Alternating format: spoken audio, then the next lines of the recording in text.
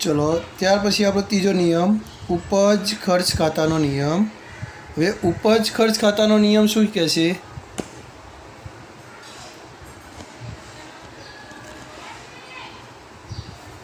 तो उपज खर्च खातानो एम कहे छे ज्यारे व्यवहारने उपज खर्च खातानो प्रकार लागू पड़तो होय त्यारे जो खर्च के नुकसान होय तो तेना खाते शुं करवानुं? उधार करवानुं। जो व्यवहार ने उपज खर्च खाता प्रकार लागू पड़तो होय तो खर्च के नुकसान, खर्च होय के नुकसान होय तो एने कयो नियम लागू पड़वानो? उधार करवानुं तेना खाते। जो उपज के आवक होय तो एना खाते शुं करवानुं? जमा करवानुं। તેથી આપણો નિયમ બન્યો खर्च के नुकसान खाते उधार, उपज के आवक खाते जमा। खर्च के नुकसान खाते उधार, उपज के आवक खाते जमा। चलो अहींया जोईए विद्यार्थीओ, रुपया 10,000 पगारना चूकव्या। व्यवहार केवो? रोकड़।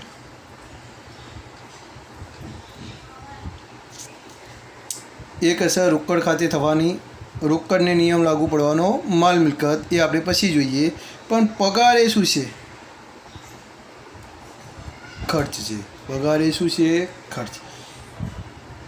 तो खर्च खाते शुं करवानुं? उधार। शुं करवानुं? उधार। अने आपणे विगत लखीशुं पगारे खर्च। खर्च खाते शुं थाय? उधार। अने असर कोना खाते? जे ते खर्च खाते। तो असर कोना खाते आपवानी? पगार खाते। रुपया 500 कमिशनना मळ्या। रुपया 500 कमिशनना मळ्या। आ व्यवहार पण केवो? मळे रोकड़।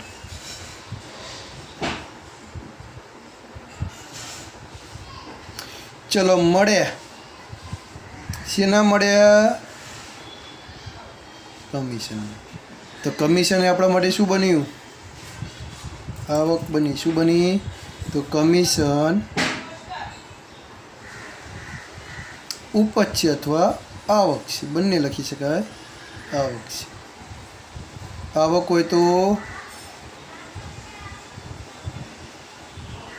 जमा। आवक होय तो जमा। अने असर आवशे कमिशन खाते। चलो रुपया 100 बेंके व्याजना जमा कर्या। चलो अपना खाता में बैंक व्याज जमा करे तो अपनी आवक बनी के खर्च बन्यो? तो ये आवक कहेवाय। तमारा खाता में रुपया पड्या होय, बैंक एनुं व्याज जमा करे, तमारा खाता में शिल्लक वधवानी। शिल्लक वधवानी એટલે કે આપણા માટે બેંક વ્યાજ શું બન્યું? આવક બની। તો અહીંયા લખીશું આપણે બેંક વ્યાજ आवक છે। आवक હોય તો જમા અને અસર આવશે बैंक व्याज। असर कोना खाते आवानी? बैंक व्याज खाते।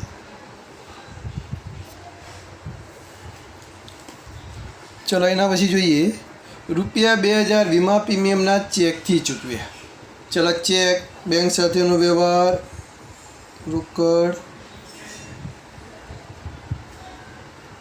परंतु शेना चूकव्या? અને વીમા પ્રીમિયમ એ ધંધાનો ખર્ચ જ હોય।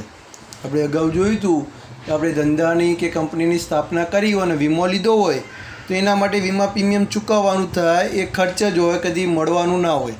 તો ખર્ચ છે। શું છે? વીમા પ્રીમિયમ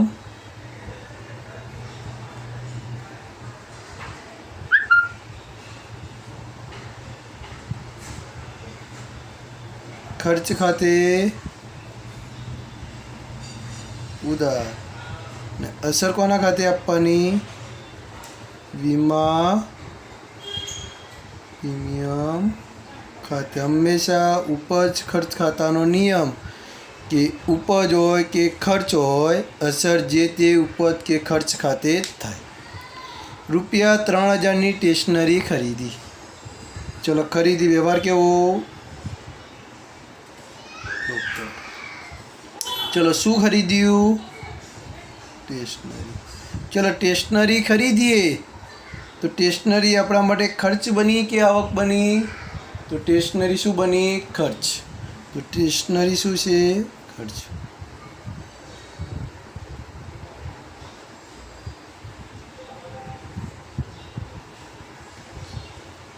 ખર્ચ હોય તો અને અસર કોના ખાતે? જે તે ખર્ચ ખાતે, એટલે કે સ્ટેશનરી ખાતે. અસર કોના ખાતે? સ્ટેશનરી. તો વિદ્યાર્થીઓ અહીંયા આપણે જોઈએ ઉધાર જમાના નિયમો. એમાં વ્યક્તિ ખાતું, માલ મિલકત ખાતું અને ઉપજ ખર્ચ ખાતું જોયું. ત્રણેયના આપણે એક્ઝામ્પલ પણ જોયા.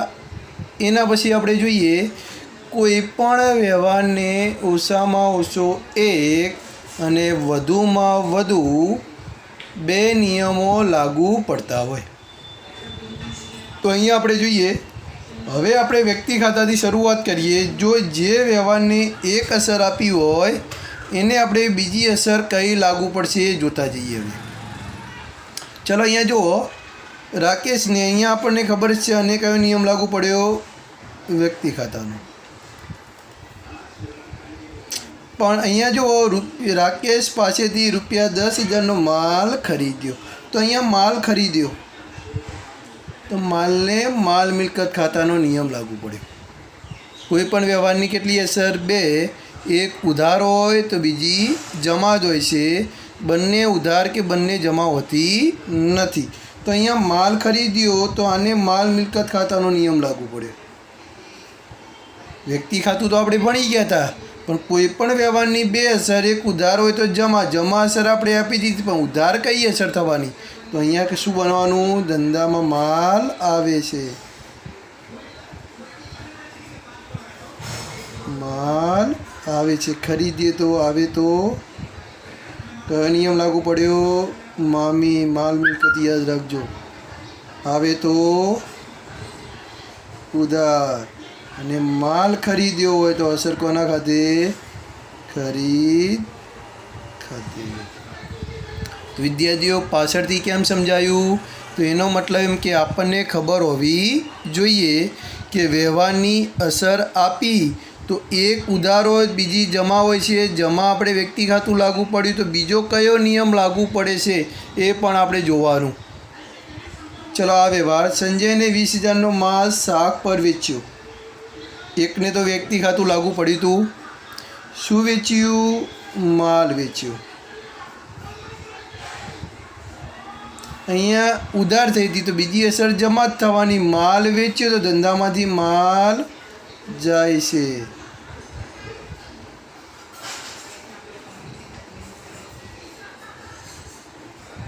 જાય તો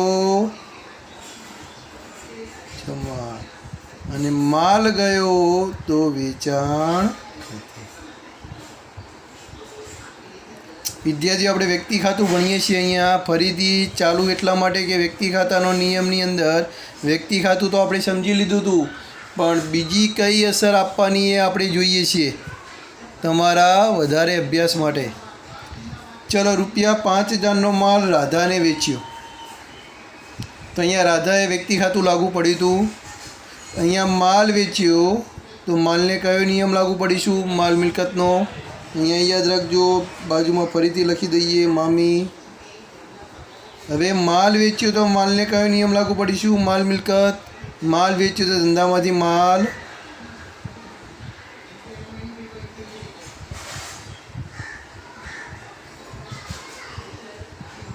કયો નિયમ લાગુ પાડીશું? અને માલ મિલકત.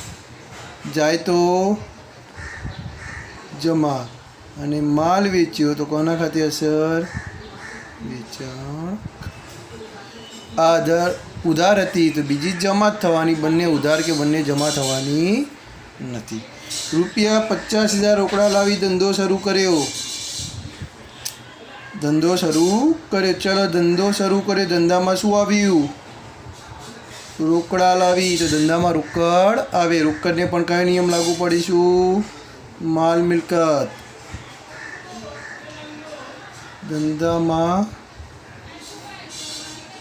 રોકડ આવે છે. આવે તો ઉધાર. નિયમ કયો? મામી. અને અસર આવશે રોકડ ખાતે. ચલો રૂપિયા 5,000 બેંકમાંથી ઉપાડે. ચલો બેંકમાંથી ઉપાડે. શેના માટે ઉપાડે એવું તમને કોઈ ચોખવટ નથી કરી, તો સમજવાનું ધંધાના ખર્ચ માટે ઉપાડે. શેના માટે ઉપાડ્યા? આને તો વ્યક્તિ ખાતું લાગુ પડી જ તું. હવે 5,000 રૂપિયા ઉપાડ્યા તો ઉપાડીએ ધંધાના ખર્ચ માટે ઉપાડ્યા.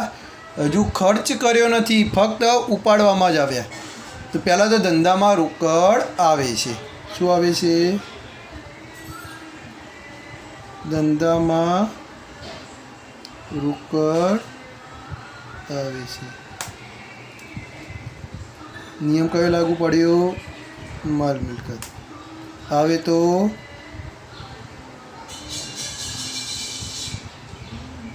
અને અસર કોના ખાતે? વિદ્યાર્થીઓ હંમેશા યાદ રાખવાનું, એક અસર ઉધાર હોય તો બીજી જમા જ હોય છે. બંને ઉધાર કે બંને જમા હોતી નથી. ચલો ત્યારબાદ આપણે જોઈએ માલ મિલકતની અંદર જે વ્યવહારની આપણે એક અસર આપી હોય બીજો કયો નિયમ લાગુ પડે છે? રૂપિયા 50,000 રોકડા લાવી ધંધો શરૂ કર્યો. વ્યવહાર રોકડ આવે તો ઉધાર અસર અપાઈ ગઈ. એક અસર અપાઈ ગઈ, બીજી અસર હજુ બાકી. હવે આપણે નિયમ જોઈએ છીએ માલ મિલકત. એની અંદર માલ મિલકતના બધા વ્યવહારોની આપણે અસર આપી દીધી. હવે બીજો કયો? કોણ લાવ્યું? ધંધો શરૂ કર્યો. કોણે ધંધો શરૂ કર્યો? ધંધાના માલિકે. તો ધંધાનો માલિક રોકડા લાવી ધંધો શરૂ કર્યો. તો માલિક શું બન્યો? લાભ આપનાર બન્યો. શું બન્યો? લાભ આપનાર. તો અહીંયા આપણે વ્યક્તિ ખાતું લાગુ પડીશું. અહીંયા રોકડ ખાતું લાગુ પડ્યું. અહીંયા માલિક લાભ આપનાર છે. આપનાર ખાતે શું થાય? જમા. નિયમ કયો લાગુ પડ્યો? વ્યક્તિ ખાતું. આપનાર ખાતે જમા. અને માલિક લાભ આપનાર હોય તો અસર કોના ખાતે થાય? મૂડી ખાતે. અસર કોના ખાતે થાય? મૂડી ખાતે. રૂપિયા 8,000નો માલ રોનક પાસેથી ખરીદ્યો. ચલો રોનક પાસેથી ખરીદ્યો, એક અસર આપણે આપી હતી. બીજી અસર બાકી હતી. કોના પાસેથી ખરીદ્યો? ઉધાર વ્યવહાર હોય તો એક અસર વ્યક્તિ ખાતે. રોનક પાસેથી ખરીદ્યો તો રોનક શું બન્યો?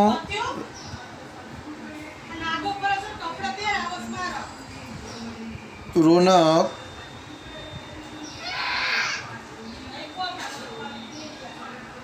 લાભ આપનાર છે. રોનક પાસેથી ખરીદ્યો તો રોનક શું બન્યો? લાભ આપનાર. આપનાર ખાતે શું થાય? જમા. અને અસર કોના ખાતે આવવાની?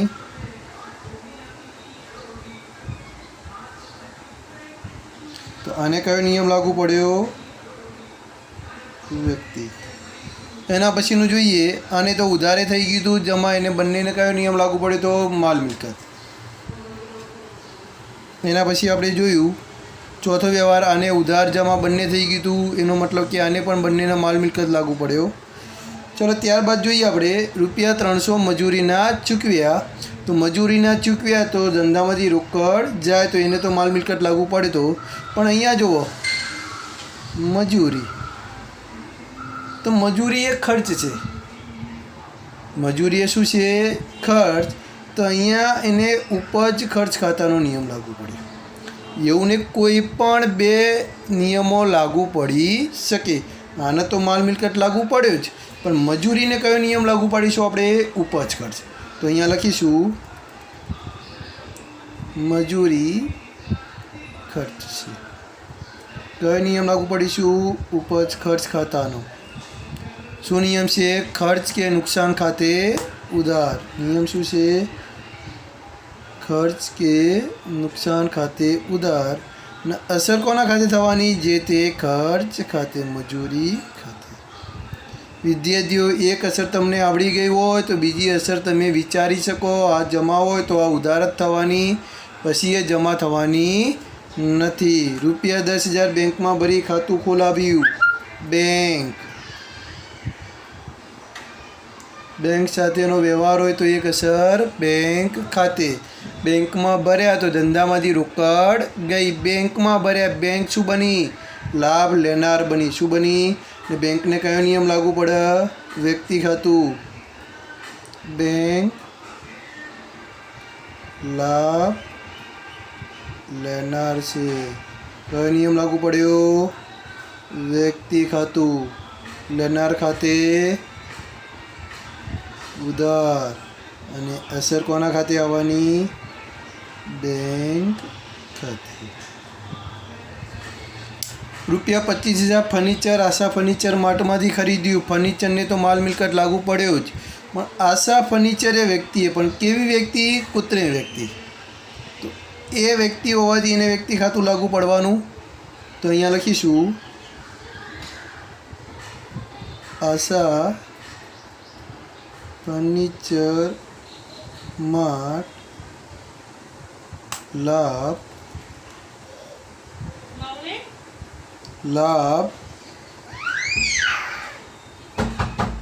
આપનાર છે.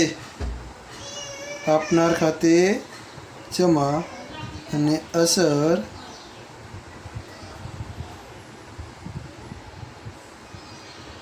ફર્નિચર